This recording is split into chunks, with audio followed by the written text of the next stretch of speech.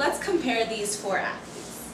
Alex Rodriguez, Alex Ovechkin, Ben Roethlisberger, and Kobe Bryant. What do the first two have in common that the second two do not? The first two play for leagues that do not have salary caps, while the second two do. A salary cap is a limit to the amount of money a league franchise has to distribute among its players. In our nation today, leagues without salary caps have proved to be a hindrance to the enjoyment of watching fair and competitive athleticism. Therefore, professional leagues must put salary caps in place.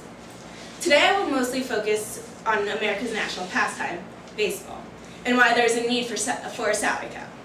First, there is an unequal distribution of talent, causing teams to continuously have successful records compared to others. Because of these skewed records, there is declining interest in baseball for areas with consistently subpar teams. Lastly, the inflation of salaries caused by increasing player demands creates a domino effect for the league, in which player salaries will continue to rise at too rapid a pace as talent changes from year to year. First, let's make it clear that professional sports exist for the sole purpose of entertaining the public. There are fans for every team, however, there's a decrease in fan base for teams that do poorly. This is caused by unequal distribution of talent throughout the league.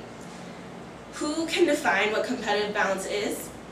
Major League Baseball Commissioner Alan Bud Selig has put it, "Fans want to begin each season with hope and expectation." In baseball, there is an obvious inequality in talent between teams. For instance, the Yankees are considered the best team of the century, a team with 48 playoff appearances since 1921. Compare this to the Marlins, who have been around almost 20 years and have only made the playoffs twice. The Yankees have a total franchise worth of $1.6 billion.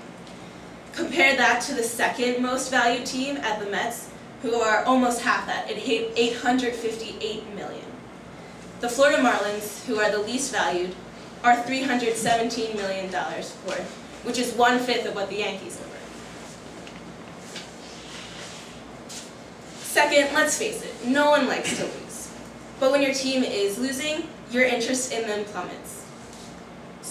In the article, Competitive Balance in Sport Leagues, sport economist Andrews reveals research that in a poll of 1,000 fans, 75% agreed that there's a lack of competitive balance in the sport of baseball, and that 42% say that they will be less interested in baseball if this is not improved. Also, Padres owner John Moores says perhaps 12 of 30 major league teams have any possibility of reaching postseason play, and fewer still have a realistic hope of winning the pennant. Unless baseball changes the way it does business, it risks seeing its fans drift away, tired of their team's futility. However, in professional leagues like basketball and football, there is a salary cap, creating a more uniform distribution of talent. Each season, it seems that a variety of football teams are making it to postseason play.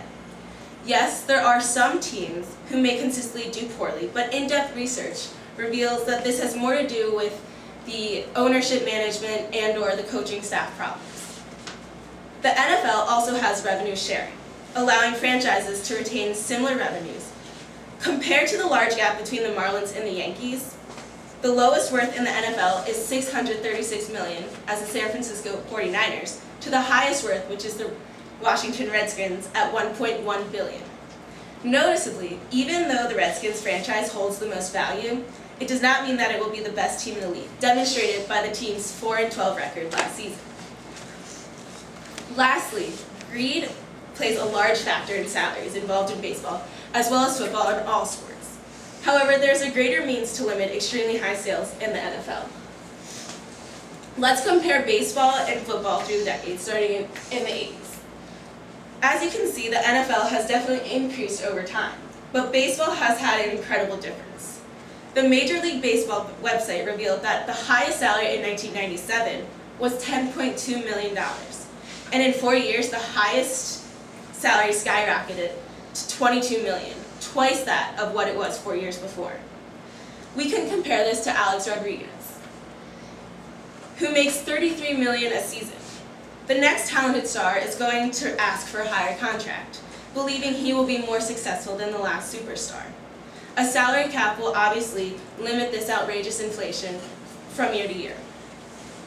Although my speech mostly covered why baseball needs a salary cap, I believe that all professional leagues need a salary cap.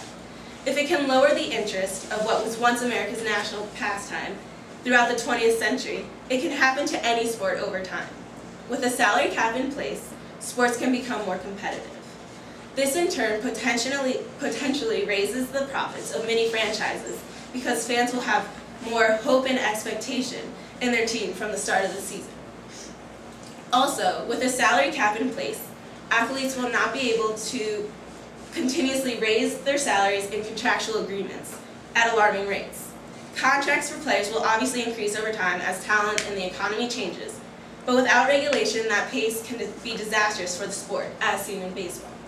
Now let me ask you, do you want your favorite professional sport team to fall apart because the league lacks a salary cap? Let's keep professional sports entertaining.